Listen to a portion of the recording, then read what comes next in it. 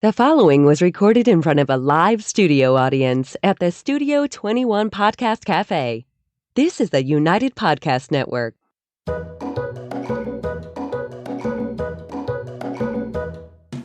Welcome to the Quirky Dog Podcast, inspired by some of the quirkiest dogs you can ever imagine and the owners who love them. This podcast is brought to you by the quirky couple themselves, Scott and Jess Williams. Their aim is to educate and entertain. Here's Scott and Jess. Welcome, guys, and happy Wednesday. We're coming to you live from Salem, New Hampshire, and today we are going to talk about back to school. If you follow us on Apple Podcasts, it's going to say that today is our 200th episode, but it is not. There's been some additions and deletions and all of that. Our 200th is in 2 weeks on September 6th, and we're super excited. It's very exciting. I'm surprised we got here. Yeah, it's a big accomplishment for Scott. A lot of commitment. All right, I haven't done 200 of anything except cigars. Yeah, probably at this point. All right, we're going to start with Quirky Tip of the Day. Yeah. Oh, I got the pig here. You can give a little oink. Okay, so I thought you this would be a nice little quirky tip. If you guys have a dog that is distracted by small animals, squirrels, bunnies, cats, those type of things, and you want to work through those issues from an obedience standpoint, I picked this up for a client probably 2 months ago and have wound up using it with several clients, and it's a good little distraction. It's a bunny that you can turn on, makes a little bit of noise, starts hopping around in the yard. And it's going to hop off the stage. And it really gets the dog's attention. Yeah. It's not too bad. We even use it. Scott's been using it a lot, like outside a glass window. So like it's just out in the yard. The dog can't hear it. But all the dogs have fallen for it. It's been a great training aid. Yeah, it's not bad. And it's just you can turn it on, put it out in the yard first, then bring your dog out on a leash and just do some healing around this thing. And it's pretty good. I mean, after they smell it and get used to it, it's probably not going to be as distracting for most dogs. But at least you get, 1 or 2 shots with it where you can actually work around something that they think is a real little wild thing. So what do they search for on Amazon? Oh, it was just a mechanical bunny. Yeah. I think I put in and there. You put some batteries in it. Comes right along. It's great. Makes a little noise, hops around. We use it all the time. All right. Let's talk about back to school. Scott is also smoking the strongest cigar in the world, apparently, today. So I'm not sure how this is going to all unfold. If I start throwing up, you guys know what's up. That'll help our viewers. Oh, and before I forget. Oh, boy. So I've been growing this beard. Oh, starting to come in a little bit. The beard. We can zoom in a little bit close on the beard. And we're pretty close. Jess is not thrilled with the beard. I'm starting to enjoy it. We're getting wild. So this is the effect of the strongest cigar. I'd like to get some feedback from you guys that are watching this on YouTube. If you like the beard look, give me a thumbs up. If you say, hey, no good, shave it off, then I guess it's going to come off. Yeah, I guess you guys get to decide. I never want him to have a big beard over the winter, but we went to see Chris Stapleton a few weeks ago, so now he thinks since Chris Stapleton has the big beard and I love him, he should do it. So. I've ordered a cowboy hat. He's going full-fledged. All right, let's get back to school. So this is a hot topic right now. Everybody's in the thick of it. Some people are going to have kids that have already gone back. Some people are teachers. They're going to be going back. And this isn't a topic we've done before, but it does affect the dog. So today we're going to lay out how this transition, and all life transitions really, how they may affect the dog and how you may be able to help the dog. So where's your head with this whole situation? Well, I think you should be starting with your psychiatric drugs here and getting the dog all filled up. Stop. No, what I tell everyone is just establish what the routine is going to be like before you need it. Yeah, so if you can. If everyone has to be out of the house at 8 in the morning, and that's not something that normally happens, make your plan for what you're going to be doing with your dog so that it's not all of a sudden out of the blue this whole brand new experience. Something that you can see if there's going to be some issues with your dog. If you have a dog that you haven't been doing this with in the past for some reason. If it's a newer dog to you, if you have a dog that has some separation anxiety, some trouble being alone, I would start getting him acclimated to a crate.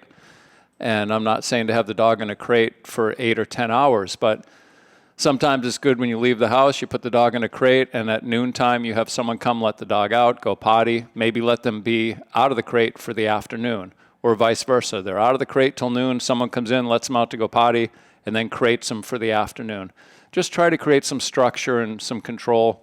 Or, Yeah. if you need to get them into a daycare, get them off to a daycare, whatever you got to do. Yeah, and for the moms out there that, aren't teachers themselves and now are going to be home, and some of you may have a child that's going off to college for their first semester, and that's like a big change. Like you're dropping the kid off, the kid isn't even sleeping there anymore. It's a huge total transition for the entire family. That affects the dog too. So be conscientious of that. Like don't let the dog just go and like sleep in the kid's room all alone. Don't you go in there crying and have the dog in there with you. Like help the dog work through that transition as well, as far as not having a being in the household day to day to day, because just as much as it'll affect you and your partner and maybe other siblings in the house, the dog is going to sense that loss too. So come up with some ways to kind of fill the void, if you will. Like, go for a walk in the morning if you're not used to doing something like that during the day. If you used to like go to the beach with your teenager before they went to college or something else, like fill the void of how you were spending your time before, and help the dog through this transition. If you have younger kids, this is a total different situation, but this is a situation we run into more often. As they're leaving for school, things get busy. That's when dogs are sometimes like really excited to go to the morning, drop off and all of this stuff. The first week of school, the first few days of school, leave the dog behind. Figure all that out on your own. Maybe the kids are going to a new school this year. They went to elementary school last year. They're going to middle school. It's a new situation. Maybe you walk the dog to, the bus stop and everything else.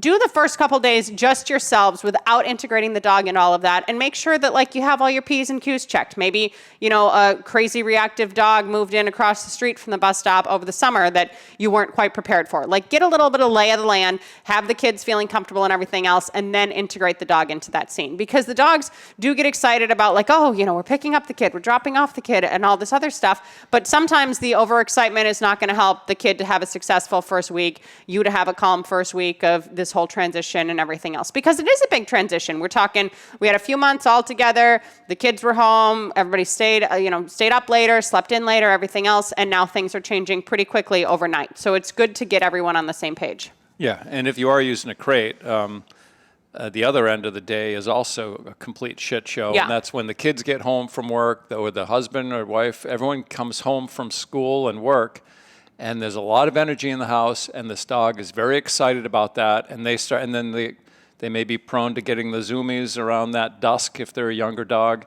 and it just turns into a real problematic time for the dog and the family. And the kids are not helping. They're even making it a little bit worse because it's funny when the dog's running around and jumping on the couch and all that stuff. But that's a good time if you want to create some structure there where you might crate the dog during that hour when the dog is nutty. That's a good time to start feeding the dog in the crate.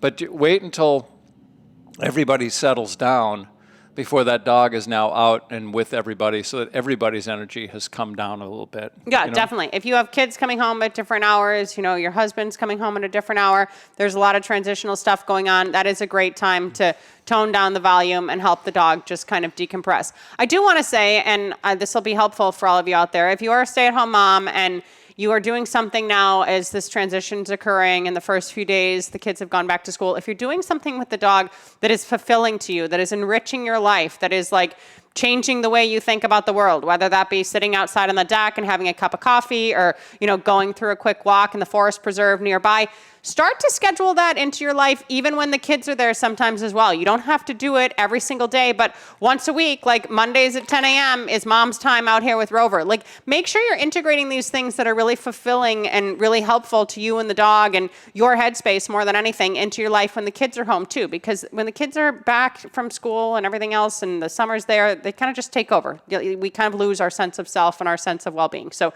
if you are finding a practice that like, oh my gosh, I really missed this since the spring, start to incorporate that at all times of your life, and I think it'll make a better improvement for everyone. Yeah, when you start thinking, why did I have kids? That's when you should take the dog for a walk. People do not think that. No, nobody thinks that. But the dogs are affected by this kind of energy. The kids are going through a lot of new emotions. There's new teachers. There's new, classrooms with different students in it. There may have been a transition with the school. They're all feeling this type of emotion. So let's stabilize everyone all at once, and the dog is included in that picture. So often we don't think about, oh, how will this affect the dog? How will the dog be? And it does matter. And Scott was mentioning daycares and dog walkers. Hopefully you have those things lined up previously. But make sure that you're trying trying things out that work for the dog. Give the dog a test run somewhere. Give the dog walker, a test day when you can be local and nearby. Make sure that it's a transition that feels smooth, not only for you, not only for the kids, but also for the dog, because we care about the damn dog. Yeah, and the last thing you want is to get a call at work from daycare saying, hey, come get your dog. Yeah, the this dog's isn't going fighting. well. The dog bit one of the girls that works here or guys, whatever. You want to make sure that you've got that ironed out, a month. You don't have to go full-time daycare, but let's say you're doing twice a week all through August, and then as the school year approaches, you're going to be going maybe 3 to 5 times a week. But you already know the dog works well there. And the same thing, if you have a dog walker that comes to the house, they know the routine, they know the dog. It's real seamless, so that you don't have to stress about it. Yeah, definitely. All right, let's go to super break super quick, and when we get back, we're going to talk more about back to school. Want to keep up with all the latest from the Quirky Dog podcast like me and Murphy here? Then make sure you head on over to the YouTube channel and subscribe. Or if you prefer to listen to the madness, go on over to iTunes or Spotify and follow the Quirky Dog podcast. And hey, while you're there, leave a rating and review and let them know what you think of the show. Until then, keep it quirky. All right, so we're going to touch back on kid has left for college, especially if it's freshman year. This is a huge transition for the whole family. A lot of tears, a lot of emotion, a lot of sadness. Well, If that kid had a big role in the dog's life and you do have other children, see if those other children can help step up at least to feed. Like give them at least some chores. Maybe they don't want to go and take the dog for a walk or play with the dog in the yard. They didn't have the same relationship with the dog. But, divvy out those chores, those delegated tasks to another kid in the house so they can step up and the dog can kind of have a little bit of normalcy there. If you have to take over every single thing that's happening with the dog, do it in a way that is going to help your headspace, not make you crazy. Don't feel bad crating the dog for an hour during the day, even when you're home. If the dog has reactivity issues, don't feel bad crating the dog for when the cleaning lady's there. In the summertime, we have a lot of family vacations. We just throw the dog in the car with us. Maybe you have a summer home somewhere else. You can bring the dog a bunch of places. If you can't bring the dog out as much, keep the dog safe, keep the dog controlled, keep the dog feeling in a good headspace as well, because it's always during these transitional times, these heightened emotions, things are changing. We're not all into the new swing of things yet, that something can slip up, a door can get left open, dog can nip a cleaning lady, something else. So be very conscientious of keeping the dog in as stable of a headspace as possible. Yeah, and I was just thinking, looking at the title here of Back to School, I know you got a lot going on in your lives, but it might be a good time to start doing some classes with your dog. Yeah. Get your dog back to school. Do a little bit of, because if you do 20 minutes of focused obedience training a day, it's going to make a huge difference. Yeah, and that can be broken up into everybody's life. That can be broken up into 4 different sessions as well. And you're even talking about some companies now are still having the people come back to in-person work. I guess some people have still been working virtually, but if you're having this transition yourself where all of a sudden you're going back into the office, all of these same principles apply. Set the dog up for what the new life is going to look like, a week or so before it just gets sprung upon the dog when the dog's been used to you literally being at home for 3 years now. I mean, that's a big transition. Yeah, I've read companies are getting tired of paying people to stay home in their pajamas and smoke dope all day and get paid.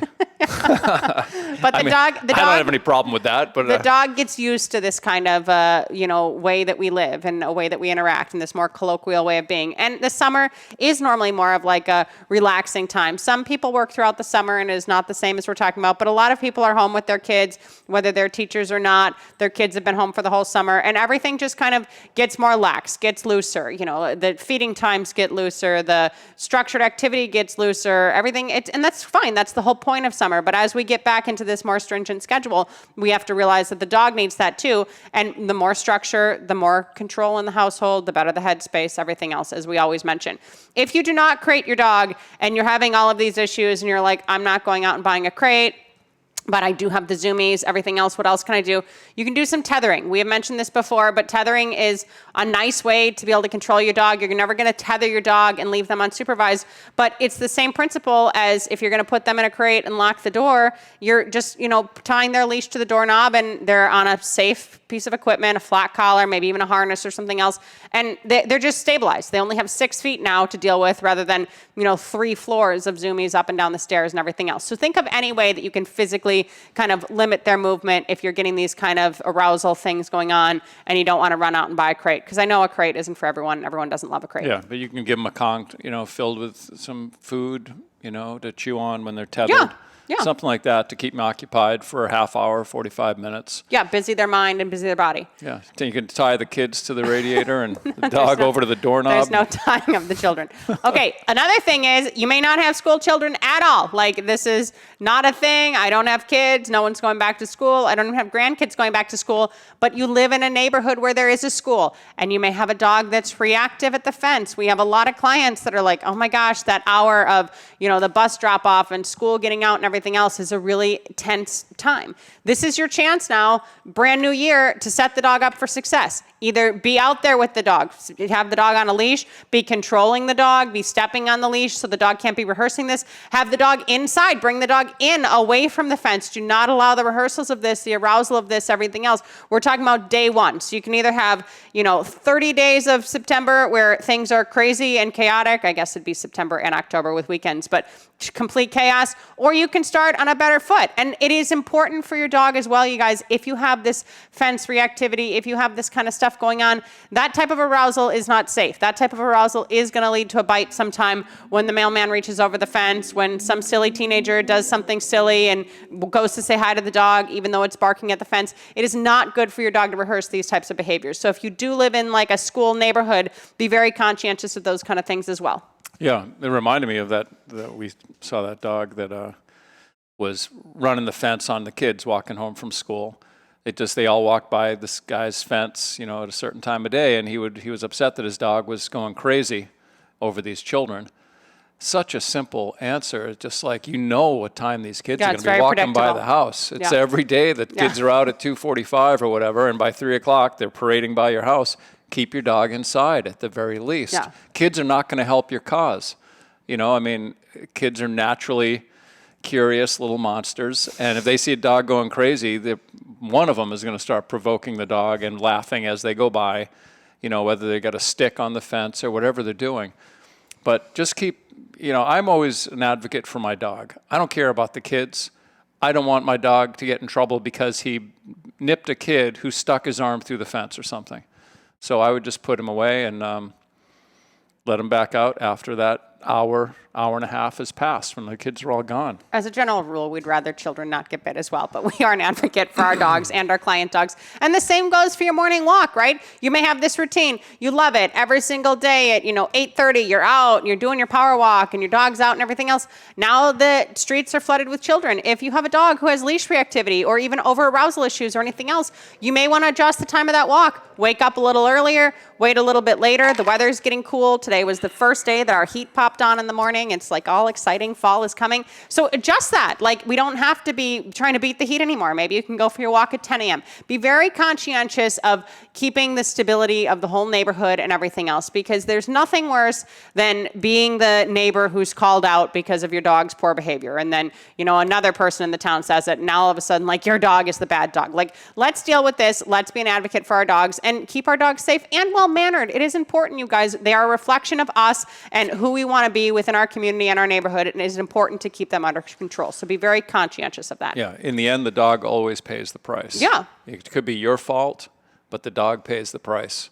And it's not fair to the dog because they're just being dogs. Yeah. And if they're being, no matter what behavior they're exhibiting, they're just being dogs. It doesn't make it acceptable, but it's your job to get them mentally reeled in, physically reeled in, keep the public safe, keep your dog stable and calm. And that's just basic dog ownership. But it's not intuitive to everyone. And I want to touch on that as well. If you have school-age children and, you are like, I'm going to take the dog to drop off here, after the first week, and I know everything working out, be very conscientious of the fact that your dog may be fine with your children, but that does not mean that the entire classroom of children should be running and hugging your dog and in your dog's face and everything else. Be an advocate for your dog in the sense that, like, hey, give them a little bit of room. You can bring treats. The kids could maybe feed the dog like they feed a horse with an open hand or something else. But just because the dog is okay with your children does not mean that the dog necessarily is supposed to be okay with 20 kids glomming on it at the same time. That's too much for the dog. All kids have different energy. Some kids don't live with dogs. They have no idea. They have zero dog sense. They haven't been around animals that much. They're not really understanding how to appropriately interact with an animal. So be very conscious of that too, because just because you think, oh, my dog loves my kids, my dog's great with my kids, it doesn't mean that's going to transfer to every other other kid in the classroom or the neighborhood. And that's the same type of situation. You don't want to get your dog in a bind there where, oh my gosh, like, you know, it growled at a kid, it nipped a kid, and you have a whole thing going on that didn't need to happen. So be the advocate for your dog, as we've said over and over and over again over the years. Yeah, and most of us do not own dogs that are completely bomb-proof, meaning they're great with children, strangers, loud noises, nothing affects them. They're just happy-go-lucky dogs. Most of us don't own those dogs, and it doesn't mean they don't exist, because they do. But a lot of us have rescues now that are mixed breeds with weird backgrounds and all kinds of things that we don't know about, and little quirky behavior that pops up now and again. And rather than being happily surprised at how well your dog is doing with all these crazy children in the yard, I would have more of a plan about how these interactions happen. And if you see the dog isn't comfortable, remove the dog. Yeah. You don't feel bad. Remove the dog from the situation. Give that dog a break. Get him out of that situation, because kids and even adults don't read dog behavior well enough to give the dog some space. I've seen it out of adults just as often as children. The dog is backing up. The dog looks obviously a little uncomfortable, and they keep advancing. And most dogs don't bite, but if ever there was going to be a time for a bite, it's when the dog is afraid and can't get out of the situation, and a nip is going to happen. You know? That's a great thing to bring up, that the parents could be, you know, oh, look, you know, you got a new doodle over the summer. I want to meet it too. And maybe the dog isn't as secure with adults as well. So make sure you're creating the barrier between your dog and the public everywhere. And I'm glad you mentioned the instability of, you know, some rescues or whatever else it may be, because dogs are not necessarily as stable as they were when you guys were going to school as kids, right? So if for some reason, and the technology has advanced greatly, okay? So if for some reason now you do have the kid at school, they can FaceTime you and your husband or your wife or your partner or whatever else, and oh, I'm doing great, everything else.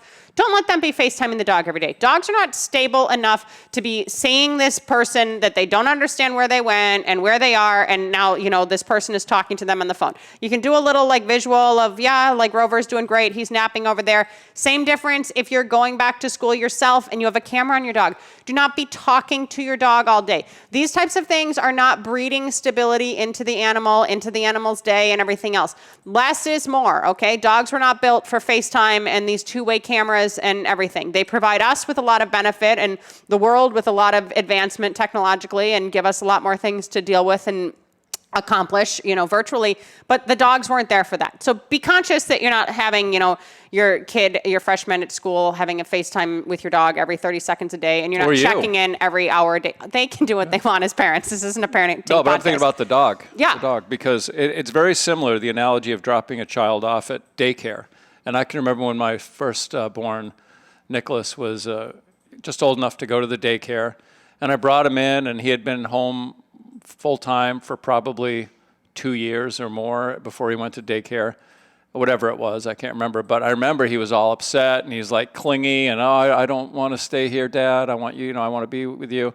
And I said to the woman there, I said, well, maybe I should stay here with him for a bit. She's like, no, get out of here, go.